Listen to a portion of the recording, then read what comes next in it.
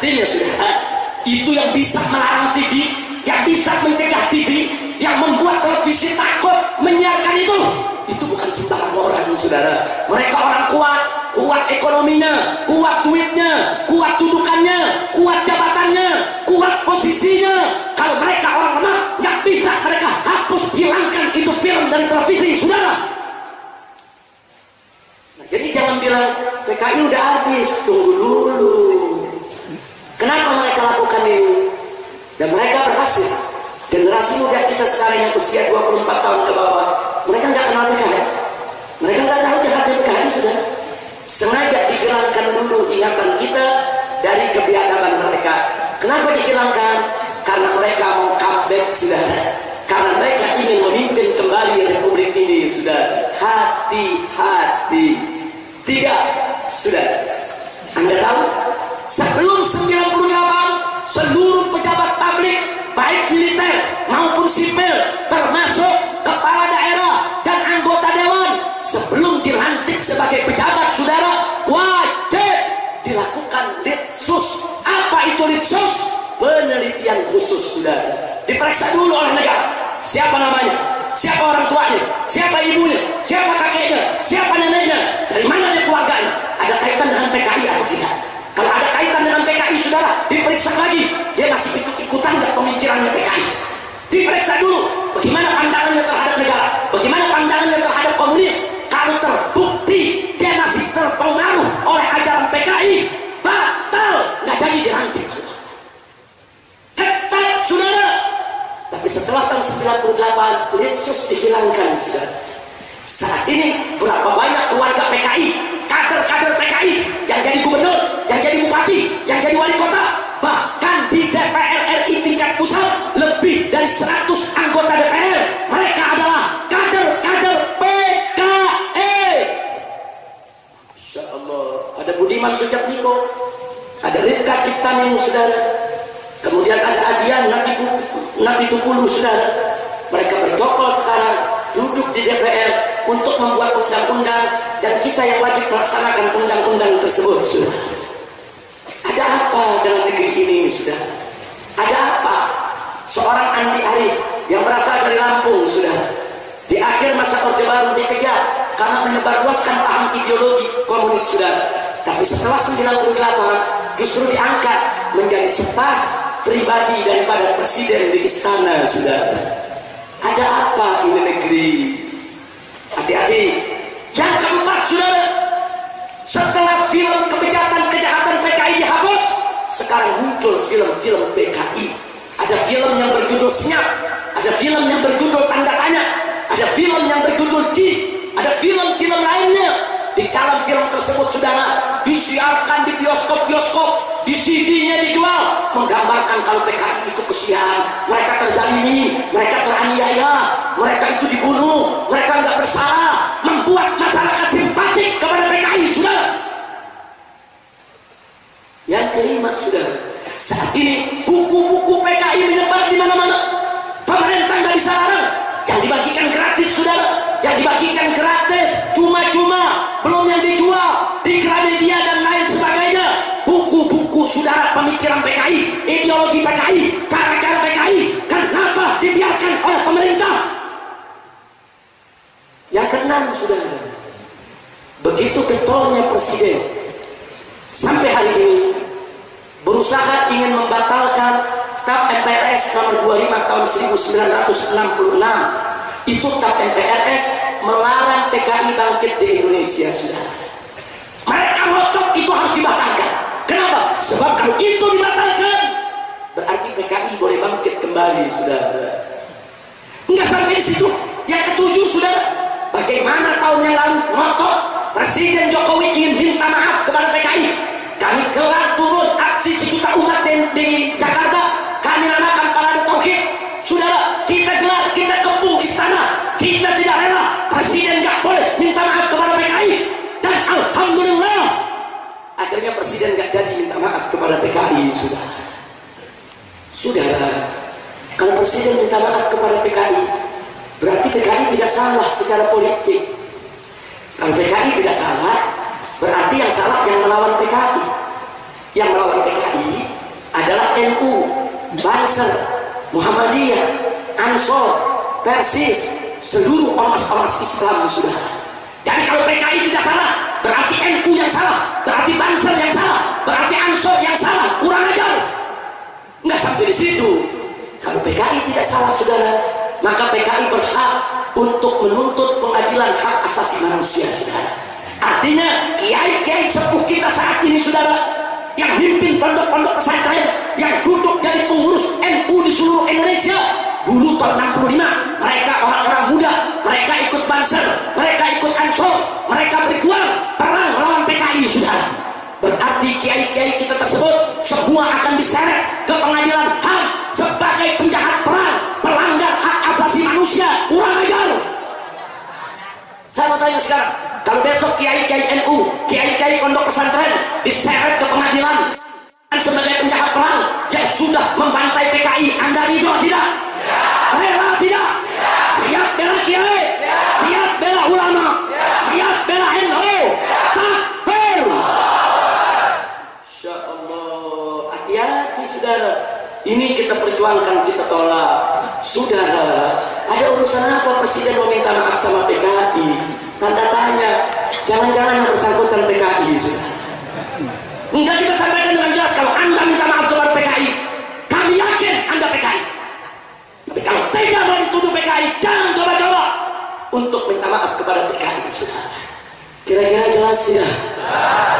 Yang terakhir satu lagi, saudara. Tidak usah jauh-jauh, Pak Bu, ya. Kemarin saya ketemu Kapolri, saya tanyakan kepada Kapolri, saya punya 2 lembar duit 100.000. Ini 100.000 yang lama, saudara. Ini tulisan, saudara, yang ada di kotak ini adalah BI. Saya tunjukkan kepada Anda nanti, saudara, ini di belakang. Ini tulisannya BI. Silakan dilihat, ya, tulisannya Bank Indonesia. BI, sudah. Kemudian dikeluarkan duit baru, sama gambarnya, hanya ada kuningnya di atas, sudah. Ini kiri ada kuningnya. Ini tulisan BI sudah berubah, palu arit. Jadi ada palunya, ini yang kecil ini palu lurus, yang ini arit. Ini kalau kita foto, kita besarkan fotonya, kelihatan palu arit, saudara. Palunya ditaruh ke bawah, itu martilnya ditaruh di bawah, saudara. Kemudian itu dilengkung, itu adalah palu arit. Saya tanyakan kepada Kapolri, ini kenapa bisa seperti ini? Ini bukan tidak disengaja, ini bukan selembar 2 lembar. Seluruh duit yang ada kuningnya di atas palu arit, saudara. Seluruh duit yang merah ini yang tidak ada kuning di atas ini BI, saudara. Nah, sekarang kami bertanya, kenapa palu arit lambang PKI bisa ada di duit, uang kertas, tukaran alat tukar resmi negara, saudara? Ada apa? Begitu juga di duit 2.000-an, saudara, sama. Di 2.000-an dan 5.000-an, saudara, juga ada palu arit. Ini siapa yang buat ini? Orang biasa nggak bisa rubah ini, saudara. Orang biasa nggak bisa rubah ini. Siapa yang nyetak ini, saudara? Siapa yang kerja di percetakan, saudara? Bagaimana yang memasukkan alat cetaknya, saudara? Ini kalau orang biasa nggak mampu untuk melakukan ini. Yang melakukan ini yang punya kekuatan ekonomi, kekuatan politik, kekuatan kedudukan, kekuatan relasi, kekuatan akses. Masya Allah. Kira-kira jelas, saudara? Saudara, PKI ini mau bangkit di kita punya negeri. Sebelum terlambat, yuk mari sama-sama kita rapatkan barisan kita, saudara. Rapatkan barisan. Nggak boleh pecah belah, saudara. Nggak boleh. Makanya saya informasikan kepada Anda, saudara, bahwa Presiden Republik Indonesia secara resmi sudah menandatangani kerjasama, saudara, dengan Republik Rakyat Cina, negeri komunis, dan RRC memberikan ribuan triliunan bantuan untuk Indonesia. Tapi bukan bantuan gratis. Satu, itu bantuan pakai bunga, saudara, yang harus dikembalikan oleh bangsa ini, saudara. 7 turunan kita nanti belum tentu lunas utang ini, saudara. Yang kedua, saudara, nggak sampai di situ, diberikan ribuan triliun dengan syarat proyek-proyek vital di seluruh Indonesia harus diberikan kepada negeri Cina komunis. Yang ketiga, nggak sampai di situ, saudara, kontraktor-kontraktor yang mengerjakan berbagai macam proyek penting di Indonesia juga harus kontraktor dari Cina, saudara. Yang keempat, saudara, nggak sampai di situ, saudara, materialnya, bajaknya, betonnya, saudara, juga harus Cina yang menyediakan, sehingga bajak dan beton kita tidak laku, saudara. Yang kelima, nggak sampai di situ, ada perjanjian, saudara, sesuai dengan undang-undang yang berlaku di Cina, bahwa saudara, setiap kerjasama Cina dengan Indonesia 30% pekerjanya harus dari Cina. Insya Allah. Makanya jangan kaget kalau di tanah Jawa saja sudah sekitar 100.000 imigran Cina resmi mereka datang. Mereka bukan imigran gelap, mereka datang pakai visa sebagai pekerja, saudara, sesuai dengan perjanjian antara dua negara, saudara. Indonesia ini masih banyak pengangguran, sarjana masih sulit mendapatkan kerja, saudara. Di mana-mana orang kelaparan. Kenapa lapangan kerja diberikan kepada negeri lain? Insya Allah. Baik, saya nggak pedulilah. Mungkin kita terpaksa kerjasama dengan negara lain, tapi apa nggak ada negeri lain? Kita kerjasama dengan negeri komunis. 2 partai pendukung presiden, saudara, resmi menandatangani kerjasama dengan partai komunis Cina. Dan setiap 2 bulan sekali dikirim kader-kadernya, anggota DPR RI kita, kader-kader partai mereka datang ke partai komunis Cina di Beijing untuk dididik tentang politik. Insya Allah. Ini bukan konon katanya, ini bukan hoax, saudara. Ada apa? Begitu saudara, bahaya tidak? Bahaya. Bahaya tidak? Bahaya. Saudara, kita bukan paranoid, kita bukan takut menghadapi PKI, tidak. Tapi kita umat Islam harus waspada, betul? Saya mau tanya semua di sini, siap bela agama? Siap bela Islam? Siap bela NKRI? Siap bela negara? Siap ganyang PKI? Siap lawan PKI? Siap habisi PKI? Takbir! Sallu ala Nabi! Makanya jangan kaget, kok seorang Ahok sulit betul ditahan, saudara. Ahoknya kecil, tapi yang di belakang Ahok yang besar, saudara, dilindungi oleh negeri Cina komunis yang sudah memberikan bantuan ribuan triliun untuk negeri ini, dan dia nggak mau kalau Ahok itu ditahan, kalau Ahok itu disentuh. Jadi sebetulnya yang kita lawan bukan Ahok, yang kita lawan bukan Jokowi, yang kita lawan bukan gubernur, yang kita lawan bukan presiden, tapi yang kita lawan adalah kekuatan komunisme internasional yang berselingkuh dengan kekuatan kapitalis internasional yang ingin menghancurkan Indonesia. Insya Allah. Maka itu kami gak bakal berhenti. Sebelum Ahok ditahan, kami akan terus turun, saudara. Gak boleh dibiarkan tatanan hukum di negeri kita diobok-obok oleh orang kafir. Betul? Betul? Betul? Jadi saya tanya, kalau tanggal 2 Desember kami sudah merencanakan untuk aksi bela Islam 3, meminta kepada Kapolri dan meminta kepada para penegak hukum agar Ahok gak boleh hanya ditetapkan tersangka, tapi juga harus segera ditahan. Setuju tidak? Setuju tidak? Setuju tidak? Takbir! Sallu ala Nabi! Apa hukum kita diobok-obok, saudara? Anda tahu, saudara, sepanjang sejarah penegakan hukum di Indonesia, setiap orang yang sudah jadi tersangka terkait pasal 156A KUHP, tidak ada yang tidak ditahan, saudara. Semua ditahan, saudara. Ariswendo Atmowiloto, saudara, dulu ditahan. Permadi, saudara, dulu ditahan.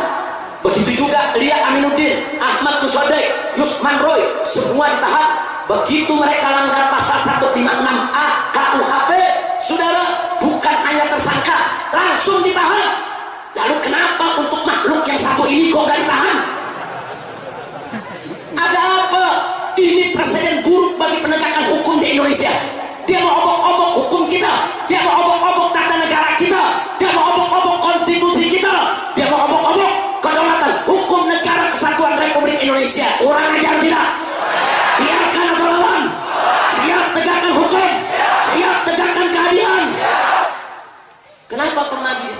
karena dia pribumi?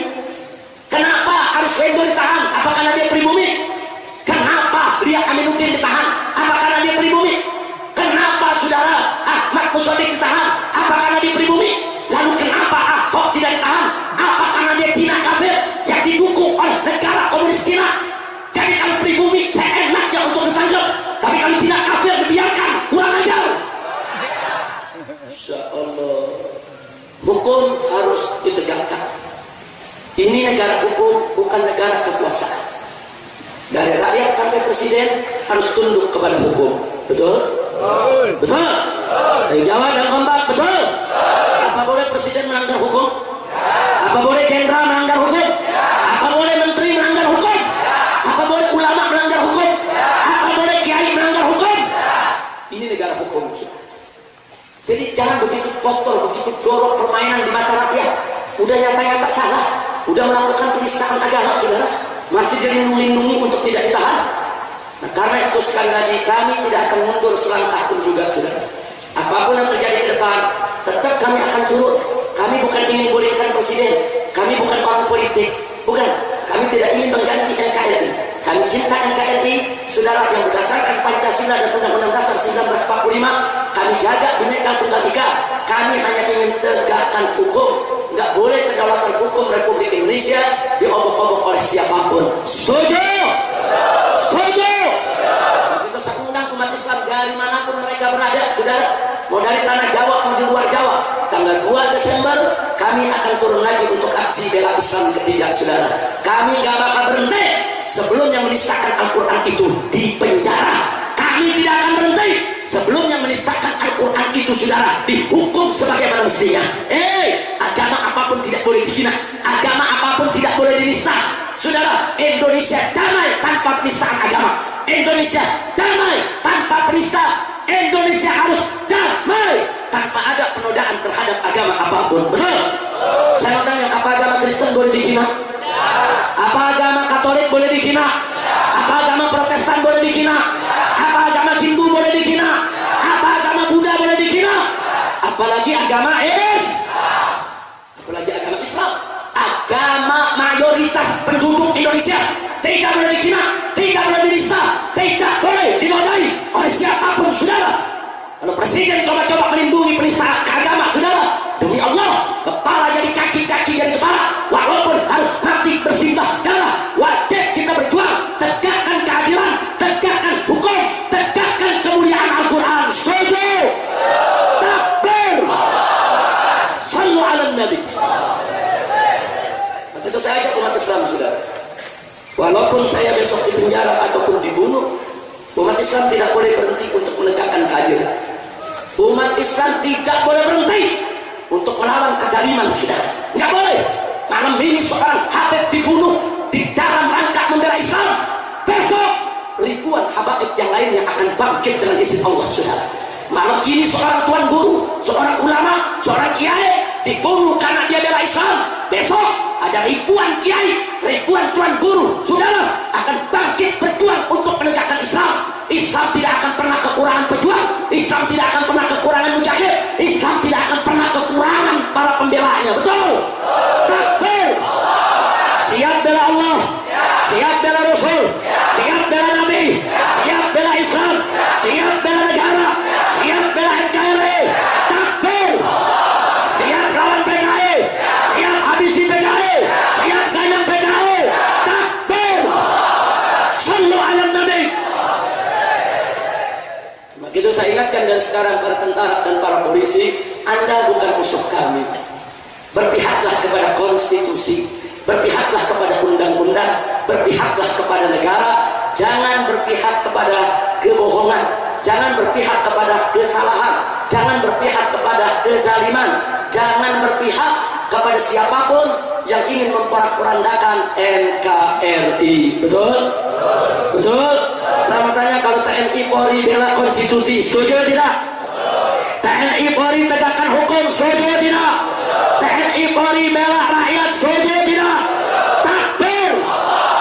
Tapi kalau TNI Polri, saudara, ikut khianat kepada negara, ikut khianat kepada konstitusi, ikut melawan rakyat, apa kita takut melawan mereka? Apa kita takut melawan mereka? saudara. Selama perjuangan kemerdekaan di Indonesia, sebelum TNI lahir, sebelum polisi ada, yang berjuang adalah para ulama, yang berjuang adalah para kiai, yang berjuang adalah para habaib, yang berjuang adalah para santri. Dengan iman takwa mereka, dengan semangat jihad mereka, dengan takbir mereka, mereka usir penjajah Belanda, mereka usir penjajah Jepang, mereka usir penjajah Inggris, mereka rebut ini kemerdekaan. Dan waktu PKI berontak melakukan pengkhianatan, saudara, bagaimana banser-banser turun ke jalan, NU ulama turun ke jalan bersama ormas-ormas lain, mengorbankan nyawa mereka, menumpahkan darah mereka untuk menyelamatkan Indonesia. Betul? Takbir. Kemana dulu tentara? Belum lahir sudah. Tentara baru lahir kemarin. Polisi baru lahir kemarin sudah. Jangan coba-coba TNI Polri digunakan oleh pemodal-pemodal kafir untuk bermusuhan dengan ulama, bermusuhan dengan habaib, bermusuhan dengan kiai.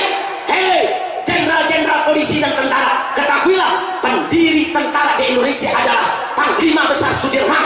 Siapa itu Panglima Besar Sudirman? Beliau adalah Ustadz di Madrasah Ibtidaiyah. Beliau adalah guru di pondok pesantren di Yogyakarta. Itu Ustadz Ibtidaiyah, itu guru saudara yang mengajar santri di Yogyakarta. Itu yang mendirikan tentara, itu yang gerilya lawan penjajah Belanda. Maka itu kepada TNI dan Polri, sekali lagi, jangan kau bela kezaliman, jangan kau bela kebatilan. TNI Polri harus membela konstitusi, harus membela negara, harus berpihak kepada kebenaran, harus melindungi rakyat. Jangan mau diadu domba dengan rakyat sendiri. Betul? Takbir. Siap rangkul TNI Polri, siap peluk mereka, siap ajak mereka. Takbir. Kita nggak pernah menutup diri, saudara. Maka itu sekali lagi saya sampaikan, saudara, jangan. Maka itu satu saja ingin saya tambahkan, saudara. Salah satu anugerah dari Allah tentang aksi bela Islam 4 November kemarin, saudara, seluruh bangsa Indonesia terbelalak, seluruh mata terbuka, saudara. Ternyata kepemimpinan ulama, kepemimpinan habaib, saudara, masih sangat dihormati di tengah-tengah umat Islam. Betul?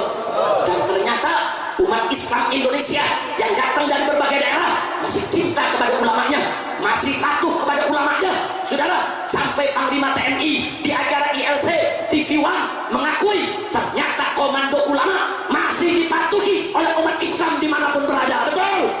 Takbir. Jadi jangan tentara merasa punya senjata, jangan polisi merasa punya senjata, kemudian merasa pihak yang paling kuat di Republik ini. Jangan presiden merasa punya wewenang, merasa pihak yang paling kuat di negeri ini. Hati-hati, di sana masih banyak ulama-ulama pemimpin umat, di sana masih banyak habaib-habaib pemimpin umat, di sana masih banyak ulama-ulama yang warasatul anbiya, pewaris para nabi, yang tidak bisa dibeli, yang tidak bisa disogok, yang tidak bisa disuap, yang mereka tetap mengucapkan kalimatul haq lau mata lalaib, walaupun seisi dunia mencaci maki mereka, saudara. Dan alhamdulillah, dengan aksi bela Islam 4/11 kemarin, saudara, harkat martabat umat Islam, saudara, dinaikkan oleh Allah derajat mereka. Ya, isul Islam wal muslimin. Sekarang semua pihak berpikir hati-hati dengan Islam, hati-hati dengan umat Islam, hati-hati dengan ulama, hati-hati dengan habaib, hati-hati dengan kiai. Jangan coba-coba ganggu Islam, jangan coba-coba ganggu umat Islam. Sekarang mereka berpikir 13 kali, saudara. Begitu sekali lagi, itu semua anugerah siapa? Jawabnya kompak, anugerah siapa? Karunia siapa? Pertolongan siapa? Siapa yang maha besar? Siapa maha kuasa? Siapa maha agung? Siapa maha suci? Takbir! Takbir! Takbir! Allahu Akbar! Sallu ala Nabi. Allahumma salli wa sallim alaihi. Karena itu, sebelum saya akhiri, saya minta doakan supaya perjuangan kita ini diberkahi oleh Allah. Doakan supaya hati kita semua ini ditancapkan oleh Allah keikhlasan. Doakan supaya kita semua bisa istiqomah di jalan Allah. Dan doakan agar negara Indonesia diselamatkan oleh Allah dan dijauhkan kita dari musuh-musuh kita, segala fitnah dan malapetaka. Amin ya rabbal alamin.